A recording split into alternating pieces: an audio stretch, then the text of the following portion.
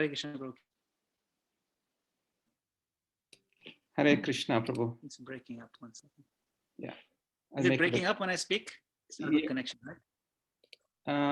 A little bit. Yeah.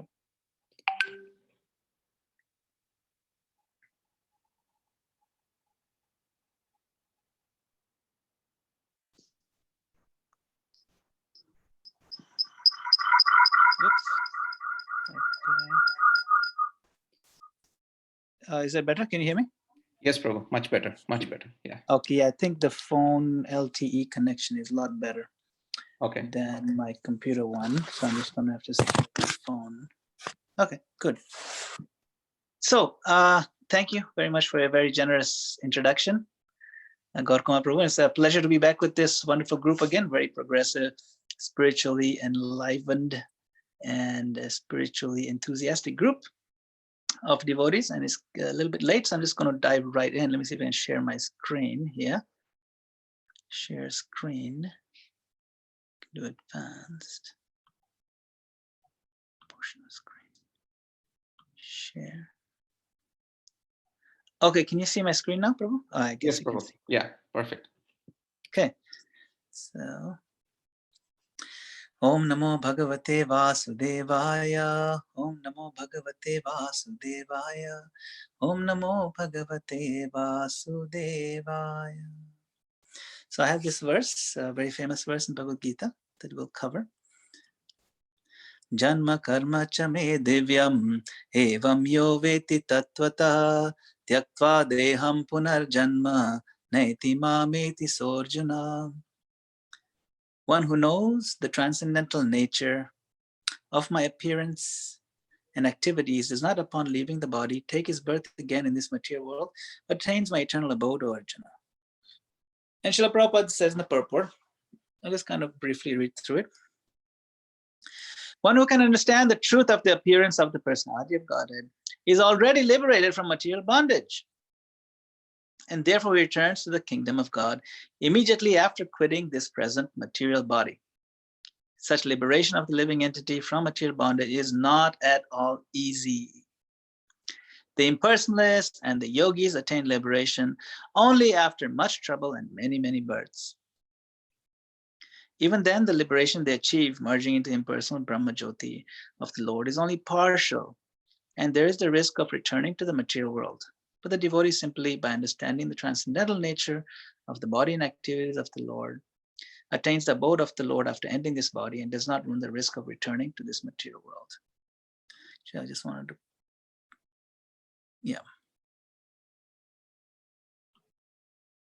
Okay, I'm just going to read this part of the purport now. That there is no alternative means that anyone who does not understand Lord Krishna as the Supreme Personality of Godhead is surely in the mode of ignorance, and consequently, he will not attain salvation simply, so to speak, by licking the outer surface of the bottle of honey, or by interpreting the Bhagavad Gita according to mundane scholarship. Such empiric philosophers may assume very important roles in the material world, but they are not necessarily eligible for liberation. Such puffed up mundane scholars have to wait for the causeless mercy of the Lord, of the devotee of the Lord. One should therefore cultivate Krishna consciousness with faith and knowledge, and in this way attain perfection. The title of this lecture is Two Keys to Increasing Our Krishna Consciousness. Om Jnana Timirandasya Jnananjana Shalakaya Chakshurumritam Yena Tasmai Shri Gurave Namah. I was born in the darkness of ignorance, and my spiritual master opened my eyes with the torchlight of knowledge. I offer my respectful obeisances unto him. So the translation of this verse, very important verse. One who knows the transcendental nature of my appearance and activities does not, upon leaving the body, take his birth again in this material world, but attains my eternal abode, O Arjuna.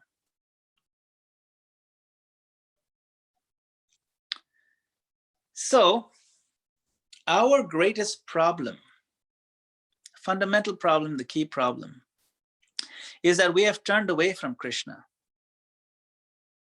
intentionally. not forced away from Krishna. We have turned away from him. This one action of ours has turned into our existential dilemma. We are lost servants. But strangely, we think, at least unconsciously, that it is Krishna who has abandoned us. So sometimes this bitterness toward God, the resentment, is because of this misunderstanding. We think it's God who has abandoned us. So what is the solution to this very difficult situation? Only when we become eager to meet Krishna again and serve him with body, mind, and heart, as eager as a drowning man is eager to breathe again. You can imagine, right? When someone is drowning, he can't catch a breath. That much eagerness we need. Only then can we attain our spiritual success. Real love, however, will only flow when we move out of the center of our consciousness and put Krishna there. That's the whole point of the practice of Krishna consciousness. So how to put Krishna in the center of our consciousness? The key, of course, we've heard this over and over again. It is hearing about Krishna's divine characteristics, guna, activities, lila, and sweet relationships with devotees, rasa. So guna, lila, and rasa. These are the different areas of topics that we can hear about that shifts our consciousness so that Krishna is in the center instead of our own selfishness. So, Leela, or Lord Krishna's pastimes, it is defined by Srila Vishwanath Chakravarti Thakur as, that process when you hear the Leela, it is a process which nourishes and protects us and then gives us an intense desire to attain Krishna. So it is samvardhanam, samposhanam, laulyam, dadati Leela. Because we need all these, nourishment, protection, and the desire, the greed. When we are fully nourished with Krishna consciousness, we do not feel the need to go to Maya to search for false shelter, or for false pleasure, or for false satisfaction. Krishna affords us all this, the best protection, the best satisfaction. Krishna affords us, he gives it to us when we hear his Leela. So, as a result of hearing again and again about Krishna, an intense desire to attain him is installed in our heart. It's very important, repetitious, sincere hearing about Lord Krishna again and again. That is the potency of Krishna Leela, Krishna Katha. It works for sure. It's a guaranteed system. It's a guaranteed process. So everyone knows who this is. This is Parikshit Maharaj, who's sitting on the floor, and his guru Shukadev Goswami, who's narrating Srimad Bhagavatam. And Shukadev Goswami is speaking Srimad Bhagavatam, and it was the fourth day when Shukadev Goswami was narrating the beautiful Bhagavatam to this heroic king of earth, Parikshit Maharaj, who had been cursed to die within 7 days. Parikshit Maharaj had decided to renounce everything and dedicated his remaining days to hear exclusively about the glories of Sri Krishna. He was fasting, like today's Ekadashi, we're fasting. But he was fasting even from water. He only wanted to be nourished by the glorification of the Lord from the lotus mouth of Shukadev Goswami. That's all he wanted. Now, at one stage, he asked Shukadev Goswami a very intriguing question. And because this question was related to Krishna's expanding himself in innumerable forms and exchanging personal divine relationships in these forms with each devotee of Vrindavan, that story was so overwhelming that Shukadev Goswami fell into a swoon. He fainted as he's about to narrate that story. That's how amazing it was. And that's how intense it was. And everybody was anxious. Shukadeva Goswami has fainted. This flow of nectar has stopped. It's finished. And the sadhus were sitting around. They were worried. They were panicked. And when Parikshit Maharaj saw his own guru lying on the ground, he became very worried.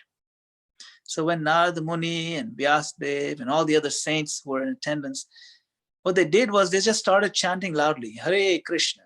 And they started chanting different names of the Lord very loudly. And Shukadeva Goswami then came back to his external perception, external consciousness. So then when he woke up then and there, he explained to Parikshit Maharaj why he lost consciousness.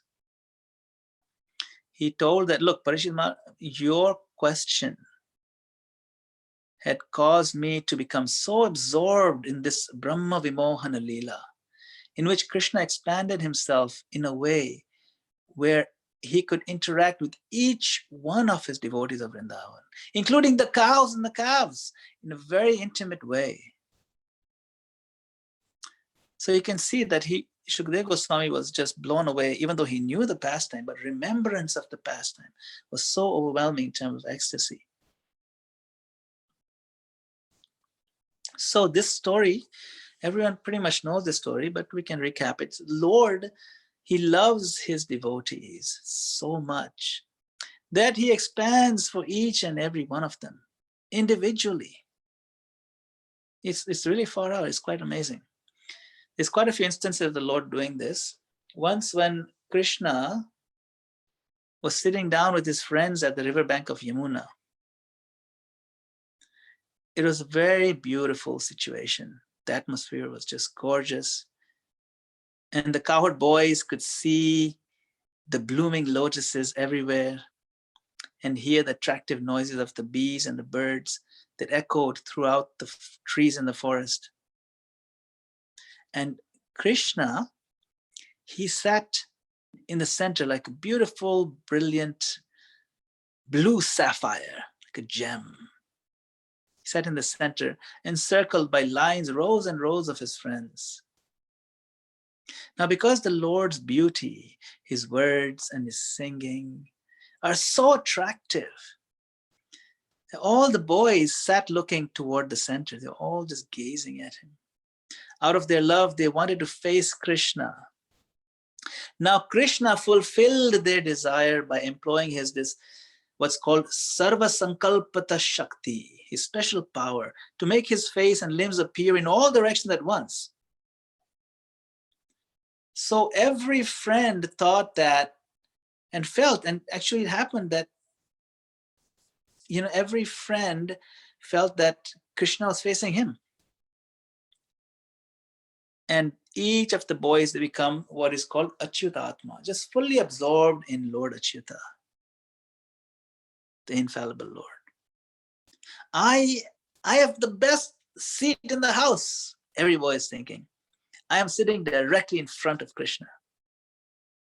And they sat in rows and rows and rows around Krishna, like the whorl of a lotus flower, just surrounded by all these petals. And only that there are millions and millions of these cowherd boys. But every cowherd boy felt that Krishna was smiling with them, exchanging, the picnic items with them. And they all laughed and they conversed and they sang and they joked, overwhelmed in the loving reciprocation of the Lord. This is Lord's special mercy.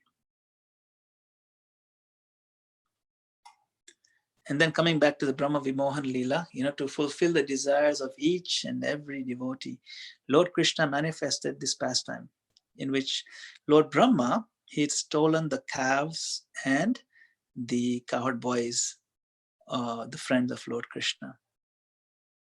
And he thought, let's see, who is this? How can this boy be the Supreme Lord? I mean, everyone's saying it, but it doesn't really make sense. It doesn't add up. So he tried to test this mysterious boy. But of course, we know the story that Lord Krishna smiled and he expanded himself as each of the missing cowherd boy and the calf in order to receive love from every mother and father and cow in Vrindavan. When Krishna came back, Vrindavan became submerged, like, he came back to the village, right? But he had expanded into all these boys and cows. Vrindavan became submerged in an ocean-like festival of love, in which everyone was happily drowning. They're just amazed by, they couldn't understand why they're loving their child so much. Everything in Krishna is attractive. And not just attractive, but attractive to a superlative degree. Superlative means the best, the top of the top, the summit, the highest. His smile, his bodily form, the way he plays his flute, the way he walks, even the way he corrects people. It's so attractive. So, in order to keep with this quality, Krishna gave more love than the children of calves would have ever given to their own mothers. Now, he was supposed to be exactly replica, exactly like the kidnapped children and cows, except in that one aspect. One aspect, he was not an exact copy, is that he gave so much more love. The way that each cowherd boy and each calf gave and received love from each and every mother, father, and cow was unprecedented. And this was all done by the divine potency of Yogamaya. So Yogamaya arranged that Krishna became the son of all the inhabitants of Vrindavan, and he reciprocated with their desires to have him as their beloved son. And Krishna gave more love than they would have gotten. Now, some philosophers have criticized that there is a fault in Krishna. That why is he giving more love? But actually it shows the power of the divine love, which makes even Krishna go beyond these established rules and plans and laws and things like that, justice and fairness. No. Krishna was supposed to be like the children, but his display of love was unlimitedly greater. So isn't that the specialty of this bhakti tradition that we follow? It is the yoga of divine emotion, unlimited. Even the Gita, Krishna explains that this passionate, deep love for him, this intense loving feelings, that pathway of following that process of bhakti is a much higher and certainly easier process of spiritual enlightenment than focusing on impersonal meditation. He says that in Bhagavad Gita. So that is a very key point where we have to hear about these beautiful pastimes. But now what happens when we start questioning the Lord and his activities? Then what happens? You see, we're trying to practice bhakti. We're trying to increase our attraction. Then some doubts may appear in our lives. We can start questioning. We may start questioning the Lord and his activities. And this attitude leads inevitably to false pride. That happens. It's actually inevitable when we are starting out and we start questioning sometimes, wait, this can't be real. This is, our own false pride of whether we know better and things like that, that does creep in. So what does Krishna do when he sees that his own devotee is becoming proud? What is his solution? See, when he sees that his devotee is becoming proud, Krishna shakes that devotee by putting him or her into a position where his pride breaks, so that the devotee has the opportunity to take full shelter of Krishna.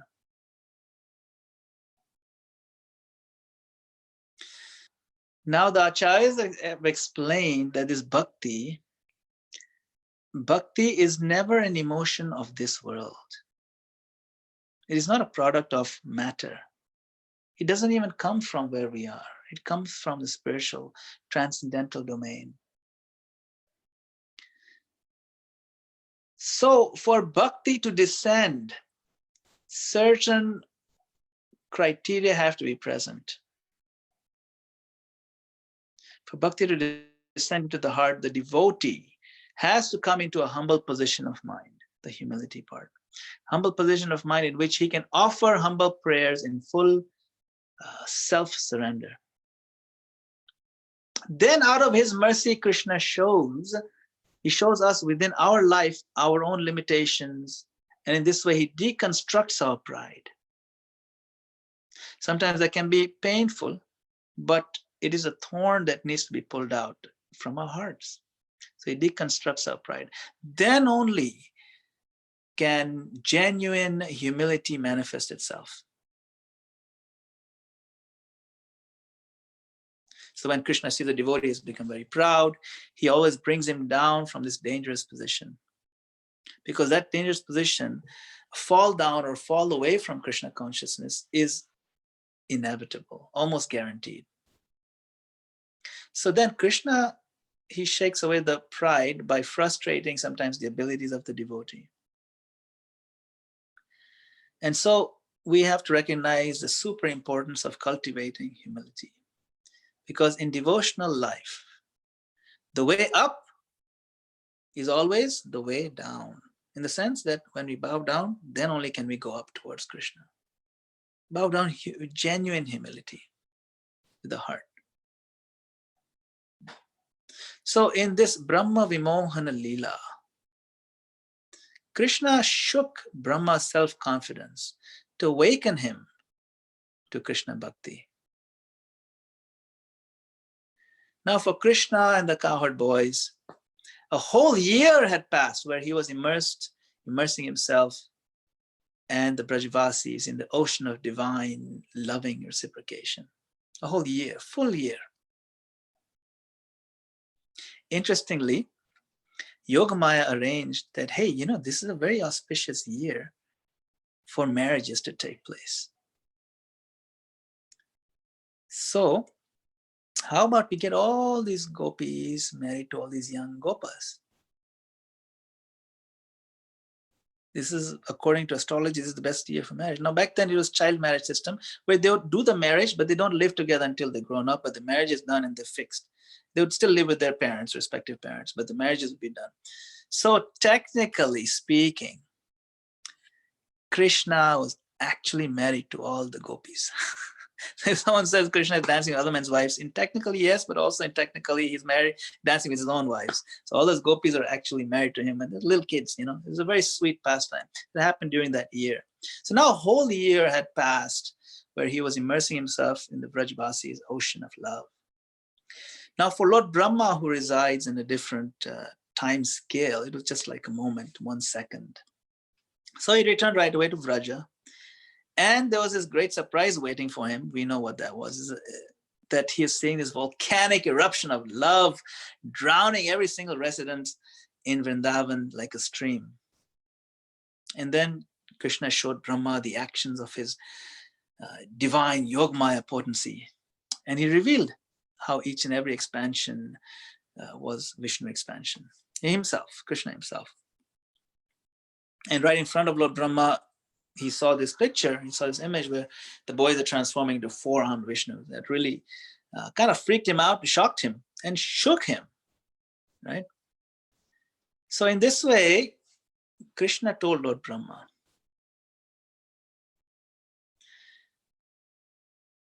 you chant this mantra, Om Namo Bhagavate Vasudevaya. See, here are these unlimited expansions of Vasudeva, Krishna. And they all come from me. You're chanting this mantra every day. Well, that's me. They all come from me. This little cowherd boy holding a flute and this herding stick in one hand and a lump of sweet rice mixed with fruits in another hand. Don't doubt any longer that it is me. It is I who is the cause of all these causes. I am Krishna. So in this Brahma Vimohan Leela, Lord Brahma understood. He understood his lesson. And after seeing the divine manifestations of Lord Krishna's opulence, then he got down very quickly from his swan carrier. You can see in the back there, the swan is there. He flies around in that. And he fell down like a golden rod and touched the lotus feet of Krishna with the tips of all the 4 crowns on his head. You know, Lord Brahma has his 4 heads, a quad core processor, so you can process everything. So the 4 heads, and all the 4 tips of his crowns were touching the floor. Now, usually the demigods, they never touch the ground. They always float a little bit above the earth because they can do that. But when Brahma saw the greatness of Krishna and Krishna's lotus feet touching the dust of Vrindavan, he voluntarily gave up his prestige, of course, being the leader of all the demigods. And he has 4 heads, which means his intelligence works in all 4 directions. But he surrendered everything before this little boy, Krishna. And his tears, he had tears of repentance. He was feeling really sorry, repentant, and he washed the lotus feet of the Lord. And he was so moved, and this humility purified him so much that he was unable to, he was just shaken. He couldn't even compose himself. He just stood up and he falling again and again at Krishna's lotus feet. And he could only remember the greatness of the Lord. It was quite an experience for him. Someone so great, you can imagine. And then he's wiping the 2 eyes on each of his 4 faces. So it's, like so much, right? 8 eyes totally. And then he slowly got up, and with humility established in his heart, he offered some amazing prayers, incredible prayers. This is just one of them. But the prayers of Lord Brahma are so loaded with potency, especially right after this experience. And this is the mercy of the Lord flowing through the heart of Lord Brahma. So one of his prayers is this one. For those who have accepted the boat of the lotus feet of the Lord, who is the shelter of the cosmic manifestation, and is famous as Murari. The ocean of the material world becomes like water contained in a calf's hoofprint. Their goal is Parampadam, Vaikuntha. Those who surrender to Krishna, their goal is Vaikuntha, that's Parampadam. The place where there are no material miseries. Not this place where there's danger at every step. Padam, padam, yat pipadam. This is that verse. So,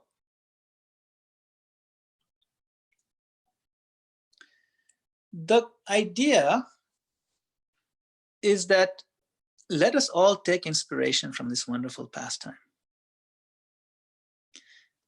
where the powerful creator of the material world is, this Brahma. He's overwhelmed by the majestic opulence and the utter sweetness of Lord Krishna. Remember, Lord Brahma is the Acharya of our Sampradaya. We have Brahma Madhava Gaudiya Sampradaya. He is the great Grand Guru Maharaj of all of us. So we should get lesson from him, you see. He's the first one. Krishna speaks to Brahma, and then from there it comes down. So may we all pray to the Lord sincerely, just like Lord Brahma prayed, and appeal for his compassion. We can appeal in this way. This is a nice prayer. O Lord Krishna, I have fallen into this world, and I'm helplessly, in the hands of material nature. Helpless. My original desires, spiritual desires, have been replaced by desires that are not my own. These are fake desires, but I think they're mine. But please, O Lord, this ocean of compassion, Daya Sindhu, don't abandon me. Please rescue your lost servant. I am slowly drowning in the ocean of Maya, illusion. And although I've been calling for help, no one has heard me. Therefore, please, O Lord, take me in the safe boat of your mercy. O ocean of compassion, don't abandon me. Please rescue your lost servant. O Lord, if you look for my qualifications, you will find none. Your forgiveness is my only good quality. So please give me the service of the devotees who are dear to you. Please, O Lord, hand me the rope of your mercy and pull me up. O ocean of compassion. Don't abandon me. Please rescue your lost servant. So this is like the different prayers we can offer to the Lord. Now, when Krishna sees that we turn to him by hearing about his glories, he becomes attracted to us. He becomes attracted to the situation. Hey, wait, somebody actually wants to hear about me, like sincerely. He's a person, he is going to pay attention. He does. He becomes attracted and sits on the lotus of our hearts. He comes and sits. This person is showing some interest in hearing about me. I am going to go and put myself in his heart and purify his heart. Remove all the dust and the dirt. And this dirt is millions of years old, millions of lifetimes old. But the Lord's presence in our heart immediately cleanses that, you see, automatically. But for that to take place, we have to genuinely show eagerness, develop that eagerness to hear the sweet pastime of the Lord. Of course, we have the process, chanting Hare Krishna, Krishna Krishna, Hare Hare, Hare Rama, Rama Rama, Hare Hare. Just want to go back to this slide over here. And I would urge all the devotees who are in attendance to really, if you have read this section of Bhagavatam, definitely read it again, this whole section of the prayers of Lord Brahma. Lord Brahma offers some amazing prayers. One of the other ones is the one that we recommend everyone memorize. Tatte anukampam susamikshamano bhunjana ivatma kritam vipakam. Hridvag vapurbhir vidadhan namaste jiveta yo mukti pade sadaya bhak. That if we really want to be able to make it back to Godhead, really go back home where we belong, we have to secure our place in that, on that airline, the flight that goes back to Godhead. We have to secure the ticket. We have to secure our claim to that seat. And Sadaya, it becomes a rightful claim. But what do we need to do to purchase that ticket? What do we need to do to make that our rightful claim? It's a tatte anukampam susumikshamano, that we should wait for the mercy of the Lord. That means patience. But not just wait. Bhunjane vat makritam vipakam. This vipakam means the fructified reactions of our karmas, of the activities that we've done. So we may have done so many things that are either good or bad in a past life. We are suffering or enjoying those consequences, mostly suffering, really. It's all just suffering. There's no real enjoyment. We're just suffering the consequences of what we have done in the past. While suffering those consequences, if we wait patiently for the mercy of the Lord. And one more thing we have to do. Hridvag vapurbhir vidadhan namaste. See, that point that Brahma is taught here by this lesson is this point of humility. So Hridvag vapurbhir vidadhan namaste. Namaste means bowing down. We know this namaste, right? Namaste means bowing down unto the Lord with complete bowing down, fully offering obeisances with three things: Hrid, Vag, and Vapur. Hrid means the heart. All our emotions, offer them to the Lord. Hrid. Vag means the words, Vachan, Vach. And Vapu. Vapu means our body. Means we actually engage our body, our senses, our arms and legs, and our intelligence, everything we've been given in the service of the Lord, and actually physically bow down.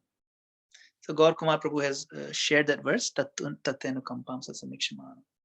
So what are we supposed to do? Continue to tolerate the reactions of our past misdeeds. Offer obeisances with the heart and with the words and with our bodies and our minds, everything. And patiently wait for the mercy.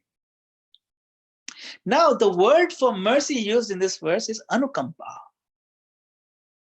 And if you break down the Sanskrit of anukampa, kampa means trembling. Trembling. Kampana, we say in Hindi sometimes, kampana. The body trembles.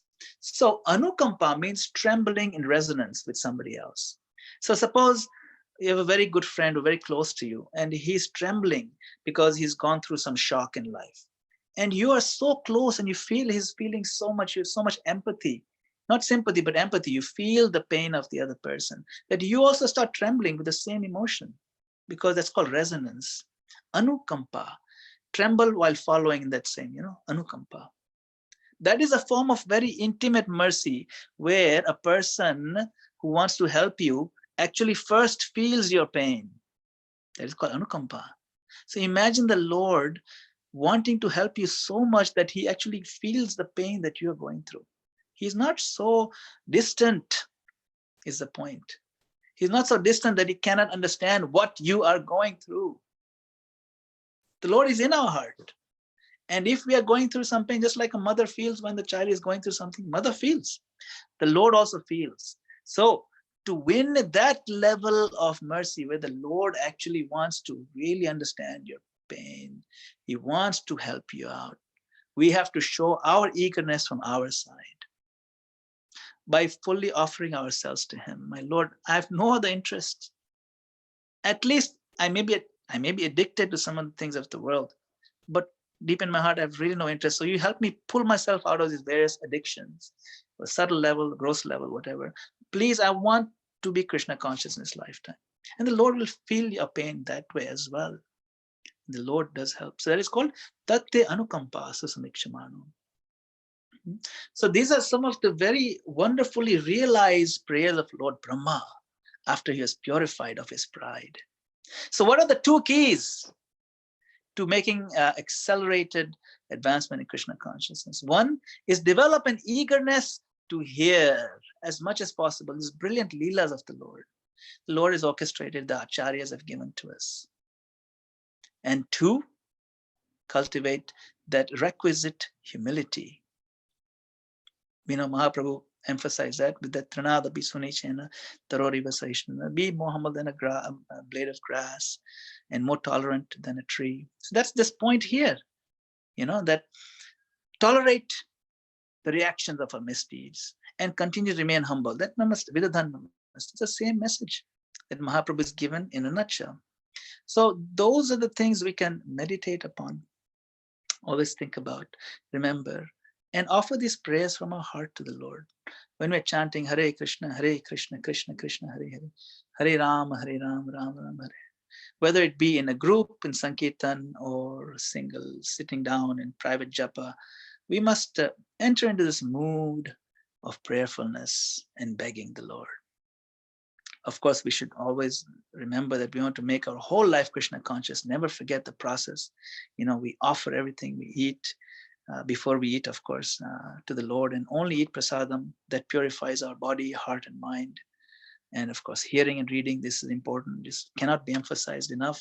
It is not possible to make substantial progress in Krishna consciousness without this hearing of the Bhagavatam and Bhagavad Gita and reading. And visit temple regularly, or at least whatever place you're gathering with other devotees. Certainly temples are nice. This is a picture of Artavaka temple. So beautiful deities there. And always remember, we should base our whole life perspective on this one reality, that Krishna is our well-wishing friend. We should not forget that. He wants to help us. He wants our success even more than we do. If he wants it, what's stopping him from pulling us? We only. We have to now turn back to him. Don't turn away.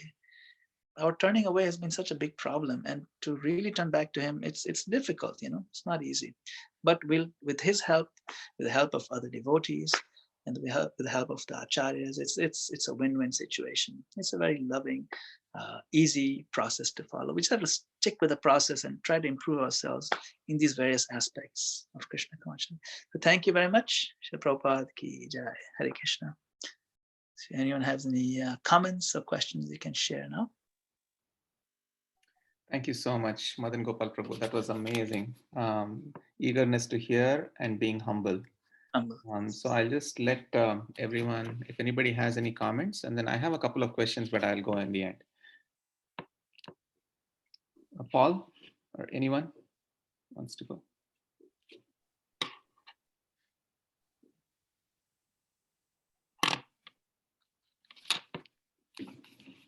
Okay, so I can go, Prabhu. So one thing that I noticed in this pastime, and I've always had this question, is that we see that Krishna shattered the pride of Brahma, correct? So in this particular case, does Krishna shatter the pride of everyone or only his dear devotees? That is my first question. So in this particular case, Brahma, of course, is very dear to Krishna. So his pride was shattered. But even in case of people like us, does still Krishna shatter our pride? The second thing I've seen is sometimes when Krishna shatters our pride, not everyone takes it as Krishna's mercy. I've seen that some people probably leave the movement, leave the temple. There's so many things that can happen. So how do we understand that Krishna is actually shattering our pride and not something else? So these were my two questions. Thank you. Yeah, thank you for these very insightful questions. And it is actually a pretty deep question. That does Krishna offer this special service to everybody of cleansing? He will offer it to the, yes, he does. However, he will only offer it to someone who is intensely desiring enough for him. You see, that's the thing. If you're requisite, if you really want Krishna, and if you really want him, but at the same time there's a big mountain of pride and false ego between, then Krishna will help us dismantle it. Now, how he does that, he does it. That's it. That's what he does. You know why? Because actually, that pride, that is such a mountain that almost invariably, this is not something we can dismantle on our own. We need a lot of help from it. However, the thing is that we may not like the way Krishna helps us to break it, but that's fine. You know, we may not like the way the physician pulls out, you know, the tumor. It's very painful. Could be, but the Lord does that because he wants us to come to him, and no one can enter into the kingdom of the Lord without being fully purified. Krishna does say that, right? Without being completely purified. And this is really the biggest one. So it is not possible. And because the project of dismantling our ego generally is very difficult to do on our own, the Lord does it, or the Lord facilitates it by other devotees. Sometimes maybe the ego isn't so bad, and by just introspection and just having a general mood of humility and self-reflection can be enough to erase one's pride. It may be. It may be. Another problem is that the practice of bhakti itself can create pride. One may start very humble, you know, and you get better and better. You get a lot of attention, first of all, then you get recognition, then you get elevation, then you get promotion, all those things. And then one starts thinking, yes, I am all that, you know. And then we even give lectures on humility, you know. Like I always say, it's very hard to be humble when you're great, but somehow I'm managing, you know. Yeah, I manage. So that's the thing, it happens. So in fact, even in the Nectar of Devotion, it is said that the fruits of bhakti can be an impediment to bhakti. Interesting, isn't it? So some of the fruits means you get followers, you get name, fame, glory. These are fruits of bhakti. They're natural fruits. But if we take them the wrong way, then they can impede our own progress in bhakti, slow us down or stop us in the track.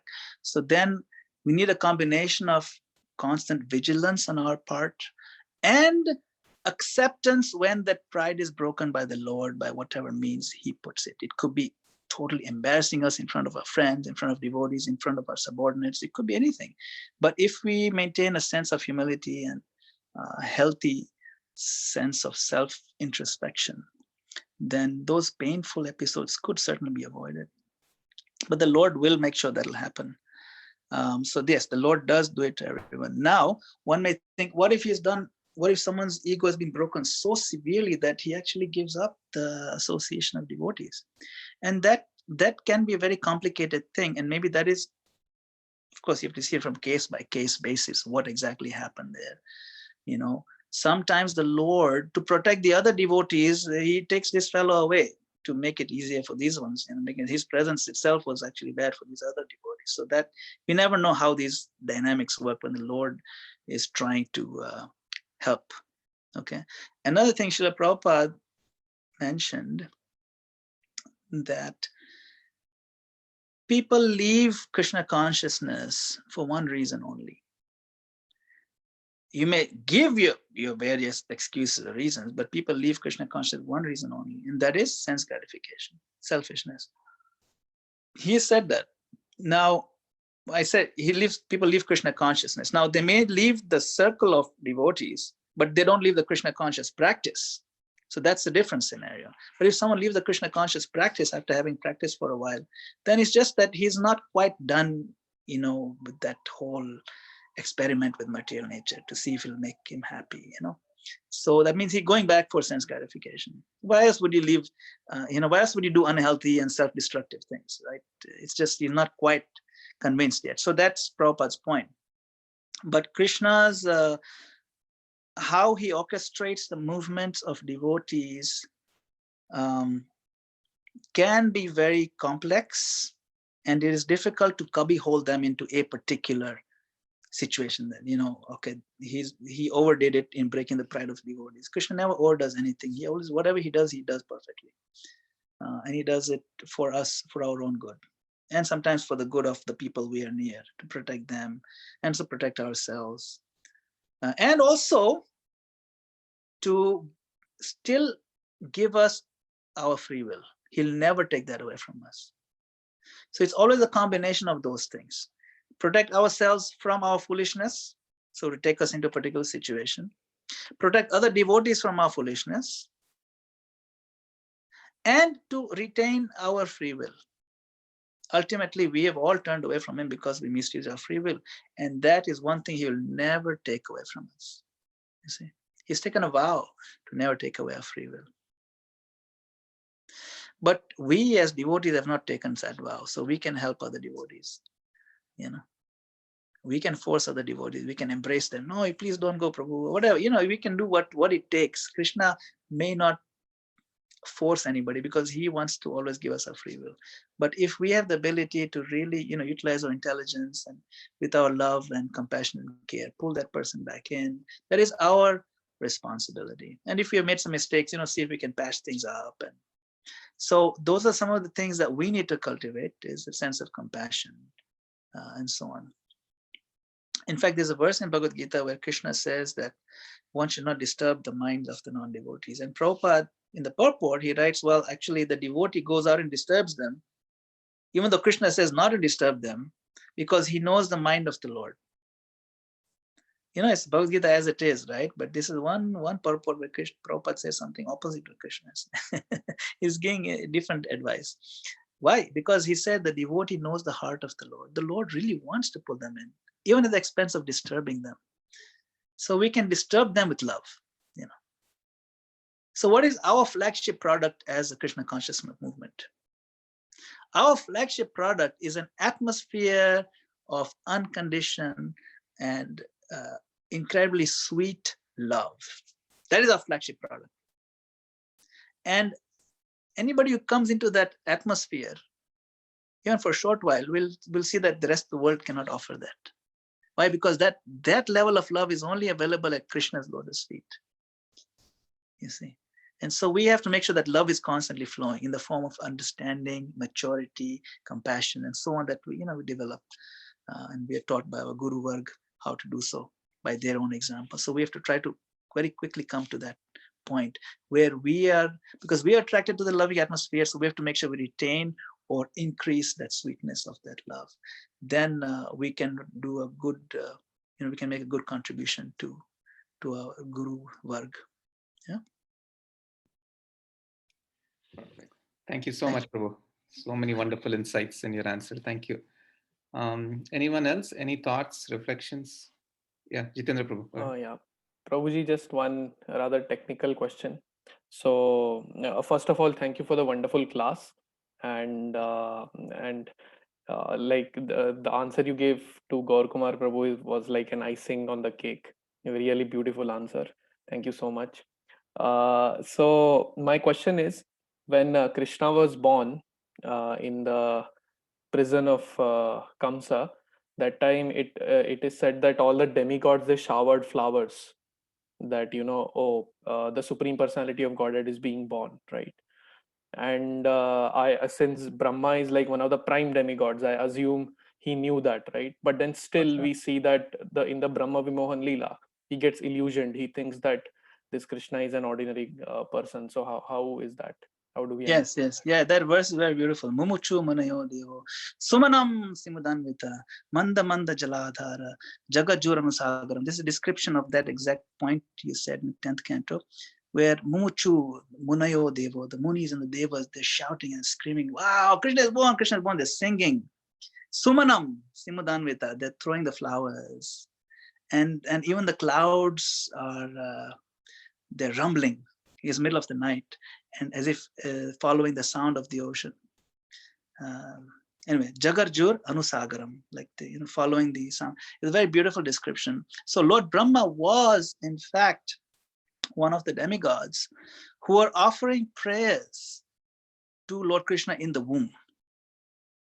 And even there, those prayers are very incredible. They're memorizing, all those prayers are worth memorizing, right? That's one of the prayers. Now, Krishna invariably puts his devotees into illusion for the purpose of instruction to us. Same thing with Arjuna. Arjuna actually knew everything. He was ready to fight. Then Krishna confused him on purpose so that Arjuna asked the questions that we ask. So Arjuna actually knew everything. He didn't have to. The Gita didn't have to happen. Krishna intentionally made him like that. Same thing with Brahma. Brahma actually knew what's going on, but then Krishna inserted that, and of course, every now and then some pride does develop, even with time. That can happen. Like I was saying, right in the beginning, devotees are very humble and everything, and then gradually, because right. So that could have happened to Brahma also. So in the beginning, he was nice. He was offering nice praise, and he forgot. But Krishna does make us forget for the purposes of instruction. And Srila Prabhupada explains this. He explains this point by giving an analogy. The analogy he gives is that, when, say a girl gets married and she comes to her in-laws' house, she's living there, and she's learning how the kitchen works and everything, in-laws, and it's a very complicated situation, mother-in-law, daughter-in-law, and it's very complex, right? A lot of ego involved there. But the mature mother-in-law will not shout to the new daughter-in-law. She's mature, if she shouts, she'll break her heart, right? So if she wants to teach the daughter-in-law something, she will talk to the daughter in front of the daughter-in-law. Hey, this is not how we make rotis over here. Why are you doing this way? Now the daughter knows 100% how to make rotis here, but still, why are you telling me this? I know, but daughter also knows, you see. So my point is, so by talking to the daughter, who also knows this whole thing is just a drama, the message is sent to the daughter-in-law without hurting the feelings of the daughter-in-law. That Prabhupada gave that analogy. So Krishna is talking to Brahma, purifying him, but message is for us. We are the daughter-in-law who are still, okay, oh wow, that's how it's done. I should not do like that. That's the whole point. So this is the analogy Prabhupada gave, the acharyas give the same analogy. And so there is why Krishna confuses sometimes. And anyway, Krishna says, from me comes forgetfulness, remembrance, and all that. So from him means when he needs, he'll make us forget. And when he needs, he'll make us remember, So it's a great question. Thank you, Prabhu. Thank you so much. Thank you. Anyone else? Any reflection? Karan Prabhu, go ahead. Krishna, thank you so much for the class and very beautiful description of the Tenukam powers. That was very nice. My question is regarding, like you mentioned, hearing, right? So like we are hearing so much, but we see like the same class or the same statement that we read or hear does not have the same effect on everybody. And even though we may be hearing sometimes for like, we feel like actually I'm not thinking that, that's not making having any transformation in me. So what is the key that the way we should hear to have the transformation of the heart? Yeah, it's a good question. We'll have 4 people sitting in front of the same speaker and all sitting listening carefully, but it'll affect them at different levels. Some people, it won't even affect them at all, and some are just immediately enlivened and fully purified. The same speaker was speaking to the same 4 people. Certainly, there's something to be said for the quality of the audience and the qualification of the audience. It's like, if you have a pile of wet leaves and then some wet wood and dry wood and dry leaves. Now someone is throwing sparks at all of them, constantly throwing sparks, but the wet leaves won't do anything and the dry leaves will immediately. So what is the quality that makes the dry leaves, right? So there are certain qualifications or certain qualities that we can develop to make ourselves more receptive to the message of the sadhu, to the message of the Bhagavatam. And those qualities do take time depending on where we are at, right? It says, Cheto Darpana Marjanam, the cleansing process of the mirror. Now, what is this Marjanam? The mirror is our heart, our consciousness. Not everybody's mirrors are the same level of dirt. Point number 1. Point number 2, not everybody's cleaning at the same level of intensity and diligence. Those 2 points are important. So how dirty is my mirror to begin with? And how intensely am I applying myself in cleaning the mirror? If my mirror is very dirty, but I'm cleaning very nicely, and someone else's mirror is pretty decent, just some dust there, but they're not really doing much. So again, the results will vary. Cleansing process is there. Another thing is that the what is called realization or knowledge, or like vigyan, where knowledge truly absorbs into the heart, is dependent on sattva, goodness.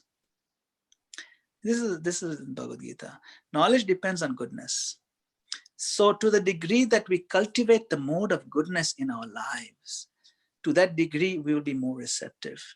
So the mode of goodness has a lot of external aspects to it, what we eat especially, that's why it starts with the eating. Ahara shuddhau sattva shuddhi. And from there everything becomes more purified. So eating is of 2 types. Eating what we eat physically and also what we take in with our eyes and ears. So if we are careful with what we take in with our eyes and ears, like what movies we watch and what news we read and how much time we spend on whatever we do and what we talk about with friends and so on, that is all eating, ahar. And if it's in the mode of goodness, certainly in the pure goodness, to that degree we'll get more purified, we'll be more sattvic, and then when we hear the katha, it'll have more impact. So the sattva guna is very important. Our own diligence in cleansing is very important, and we need some patience. We do need patience, but we will find, especially when we spend time, even a little bit of time, with someone who is very excited about hearing, that excitement rubs off on us. It does. It's true. I think I might have said this story. I was going to a wedding in India, and I knew that, at the end of the wedding, then the vidai is going on with the girl who's got married. She's going to go to, and I told myself, I'm not going to cry this time. I'm not going to cry, okay? But when the time comes and the shana is playing, and then the girl is crying, and the father-in-law is crying, and everybody's crying, and the husband is like looking down, all serious. He's not crying. He's kind of happy, but everybody's crying. I don't even know this family, but I'm the first one to cry the loudest. I'm like, I told myself I'm not going to cry, but I can't help it. It's overwhelming. The proximity of those who are emotionally overwhelmed, that moves us. So, and I cried like anything. I don't even know the girl's name. So same thing, like when we find a devotee who's really excited, come on, today, this speaker is going to be speaking. Let us not miss this one. Like, oh, this must be awesome if he's so excited. Then we hear, and he's like buzzing, the one, you know, your friend is like buzzing, and they say, okay, I should also be buzzing a little bit, let me hear. So then so good company of people who have taste, the rasikas, we hang out with them, find them, you know. 2, cultivate our own mode of goodness, so then when we do hear, then it goes more into our heart, you see. And 3 is work diligently, and also quantity is important. And sometimes the quality of bhakti is important. Why do you need to do so much? Why do you need to do so many rounds? Why do you need to hear so much? But you see, even if you have the best quality basmati, hand-picked from the foothills of the Himalayas and cooked in spring water and kissed with a little bit of perfect ghee, the best rice. But if you only eat 3 grains, how's it going to do? You see, right? So quality is not quite enough. You need a full bowl at least, right? So we need quality, quantity, diligence on our part, and the right association with whom we can resonate with excitement. Let that excitement rub off on us. Let that feeling rub off on us. Which is why, you know, Nectar of Instruction, so much is emphasized on association, you know, enthusiasm, patience, association. So many, those points are very important. And the more we reflect on them, the more we realize how much they do move us. And that's the whole idea. We want to be moved by Krishna Katha, you know, to the point where we move from where we are to where we are supposed to be. Thank you, Prabhu. Thank you so much. Hare Krishna. Thank you so much, Madan Gopal Prabhu. Do you have 5 more minutes, Prabhu? 5? Yeah, sure. That's fine. Yeah. Anyone else? Wonderful nectar of answers here. So please make use of it. Anyone else?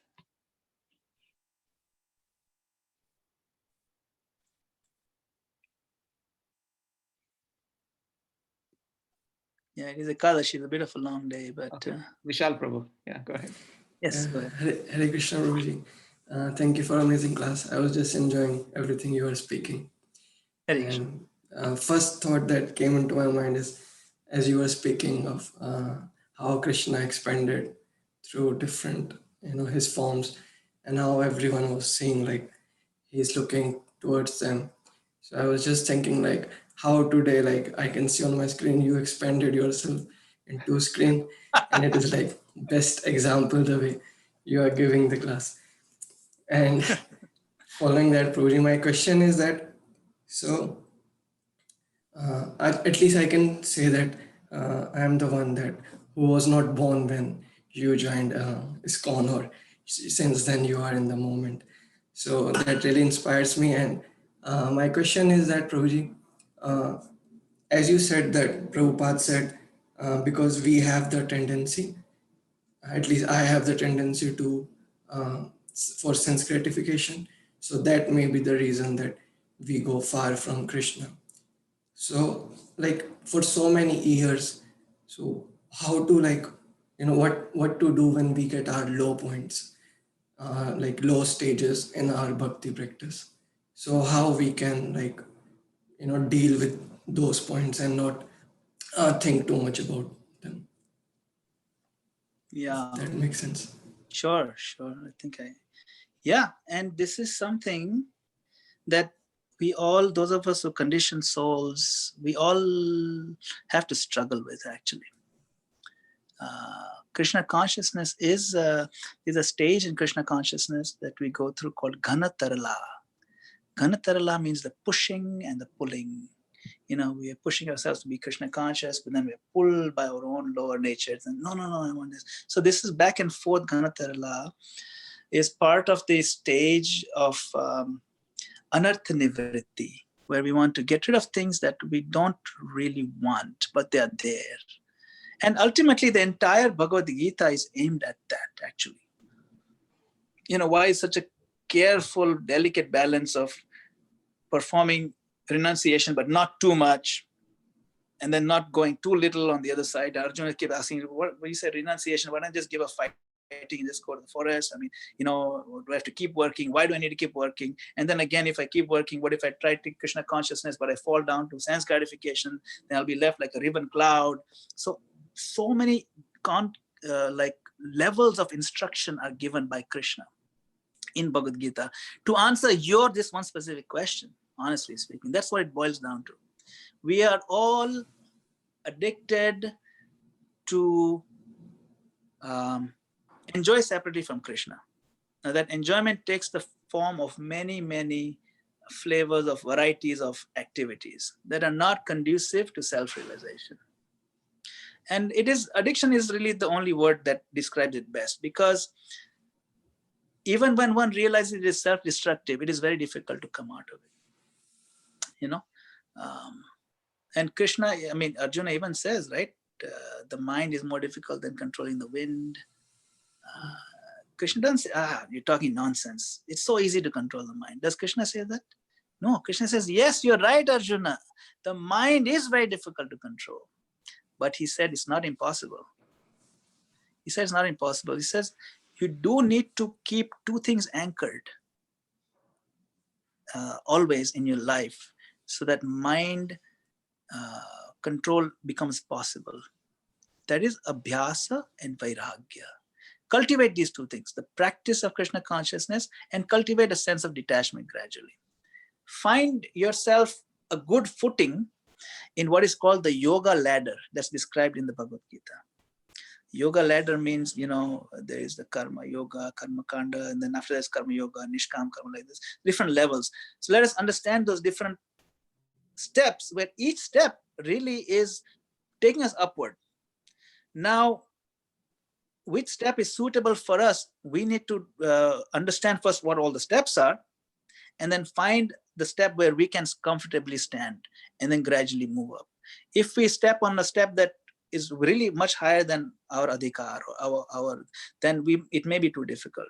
So it's important for us to find the right step. Okay, that's one thing. However, the good thing with what Srila Prabhupada has given us is that the bhakti movement, the bhakti process, is so powerful that we can enter into one of the highest steps, and with the association of like-minded devotees or very progressive, we can remain strongly on that step. Why? Because one, the process itself is joyful. So we remind ourselves, prasadam is there, dancing is there, festivals are there, very colorful, wonderful discussions are there, friendships are deep, people care for me and proper, like as a real soul. They don't care, they won't just exploit me. All kinds of good things are there in this Krishna conscious circle. So we keep reminding ourselves of that. Second point, very important to remind ourselves, is that there is nothing out there. You have tasted that rotten pizza with like nasty mold on it. Why do you want to eat that rotten pizza when you have the fresh pizza straight from the oven of Govinda's? You do that nasty thing. They're both pizza, yeah, but why would you want to eat that nonsense when you have something real prasadam? But sometimes what happens is that the material nature is very powerful, and we may slip and lose our way. That happens. It's almost inevitable because it is very overwhelming, which is why even if that does happen, one should very quickly, and as much quickly as possible, re-establish oneself by taking shelter of Srila Prabhupada and recognizing that Krishna understands us more than even we do. He's the one who constructed this Maya system. He knows how powerful it is. Once one devotee, he left the temple in Prabhupada's time, and another devotee went to Srila Prabhupada, that devotee, he left. This devotee is very shocked. Prabhupada said, you should not be surprised that devotees leave. You should be surprised that they stay. This Krishna conscious practice is not easy. However, if we keep reminding ourselves every day that, look, what we have is the greatest gift. Even if I may fall, I'll definitely come back again. And then we pray to the Lord. Once Srila Prabhupada was praying to the deities and he was crying, and one devotee asked, Srila Prabhupada, I saw you were crying. Why were you crying? And Prabhupada said, I was praying to the Lord to please save me from falling down into Maya. Prabhupada was praying like that. And the devotee was shocked. Prabhupada came straight from spiritual world. It's quite obvious. And now he's thinking, imagine, Prabhupada told him, look, the problem with you all is not scared enough of Maya. You guys need to be scared enough of Maya. So then another devotee asked Srila Prabhupada, what is the key? What is the big problem? Prabhupada said, how should Prabhupada you succeed in Krishna consciousness, whereas some of us, we fail? Prabhupada said, because I have no lust. So then the devotee felt depressed. Well, what can I do? Prabhupada has no lust. I have full of lust. And then Prabhupada said, okay, actually, no, I have lust, but I have no time. You see?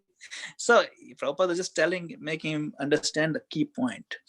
That lust may be in the heart, but you have no time for lust. You're fully engaged 24 hours, like your schedule is always all full. This must be done, this must be done, this must be done. Then, Maya doesn't have time to step in. So we need to find our position which is comfortable for us, where we can execute a progressive form of Krishna consciousness while keeping our schedule busy enough that doesn't break our back, at the same time keeps us engaged enough that we don't have time for Maya. And third, keep good company. That always boils down to good company. Then even if some slips happen, it's not a big deal, Krishna is there for us. So this is, a big question, Prabhu, that you brought up. But these are some just immediate pointers that I can think of right now. It's no new points I'm telling you. You know all these points. But just we have to remind ourselves, same points. Thank you, Prabhu. Yeah. Thank you. Wonderful. Hare Krishna. Wonderful nectar of answers still flowing. Yeah, one last opportunity. Anybody wants to say anything, any reflections? If not, yeah, I think we have to get going. It's like 10:20. Yeah. So. Okay, Prabhu. Okay, thank you so much. Thank you so much. I appreciate your association. I look forward to seeing all of you again. Hare Krishna. Hare Krishna. Hare Hare Krishna. Krishna. Srila Prabhupada ki jai. Hari Bol. Okay, so I just want to mention a couple of quick announcements. So Athena couldn't join with us today because apparently she could have contracted COVID. So she's getting tested tomorrow. She was making garlands at Bhakti Center yesterday also. So she's a little concerned that she may have given it to some other devotees also. So that's why she couldn't join today. She's a regular here every Wednesday. That's one thing. So let's keep her in our prayers tomorrow. She's getting tested tomorrow, and actually she's scheduled to get her first vaccine shot on Friday. So if she gets tested positive tomorrow, then she won't be able to get the vaccine shot on Friday. Anyway, so that's one thing. And the second thing is tomorrow is Govinda Ghosh disappearance day. We want to mention very quickly about a couple of minutes about one particular pastime. So Govinda Ghosh, he was worshipping Gopinath deities. And so first of all, so Govinda Ghosh, Madhav Ghosh, and Vasudev Ghosh are three brothers. So what happens in this particular pastime is that Govinda Ghosh loses his wife and his son. And then at that point, he decides to stop everything. He decides to stop practicing Krishna consciousness, stop worshiping his deities. So he stops feeding the deities, he stops doing arti, everything. He completely stops everything. At that point, what happens is the Lord comes in his dream, and then the Lord says, "Oh, I'm feeling very, very hungry. Can you please offer me food? Can you please offer me food?" At that point, Govinda Ghosh starts having a conversation with the Lord, saying that, "No, you took away my wife, you took away my only son. Now I don't feel inspired to do any more devotional service to you." And then at that point, Krishna says, no, but I'm really hungry. Is there anything that you can do? Is there anything that you can do to feed me? So then Govinda Ghosh says that I will feed you, but you have to get my son back. So then Krishna says, no, but you may have lost one son, but you have another son, me.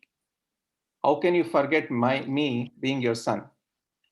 You may have lost one son, but you have me. So then Govinda Ghosh, and then Krishna also makes a promise that why do you need a son?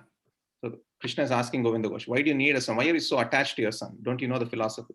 So then Govinda Ghosh says that, one of the main reasons why someone has a son is because when I pass away, I need someone to do the Shraddha ceremony, to do the final rituals, like somebody to light the fire and so on. So he's saying this, and then Krishna makes a promise at that time. No, don't worry. Since I am also your son, I promise you that I will take care of all the Shraddha ceremony, not just for 1 year, but for the entire future, eternity. So Krishna makes that promise. Then Govinda Ghosh is satisfied. Okay, if you make that promise, then I'm going to feed you. And then he goes in the kitchen, he cooks up a wonderful meal, and he starts offering. He starts performing all his devotional services again. So tomorrow is the day of Govinda Ghosh's disappearance day. And so what happens is, if you look at the darshan of the deities, you will see that all the deities are dressed in white in Mayapur, Vrindavan, everywhere on this particular day. The deities are dressed in white, and also there's a kusha grass. Instead of Krishna holding the flute, you'll find the kusha grass. It's almost like the sun is in mourning, and he's completely not decorated very opulently, and so on. And also, what happened when Govinda Ghosh actually passed away is Krishna came in the dream of many people and inspired them to do different things. First of all, he said, don't burn the body, but bury the body very close to the temple. So Krishna made sure that the body, Gopinath made sure that the body was was buried very close to the temple. And all the ritualistic ceremonies, everything, Krishna inspired different people to perform them in the highest form. And also Krishna inspired the pujaris to dress him in white, and also gave him the kusha grass instead of the flute, and so on. So tomorrow is that day. So it's a wonderful pastime where Krishna actually reciprocated. Just wanted to share that with you. Yeah, I'll stop here.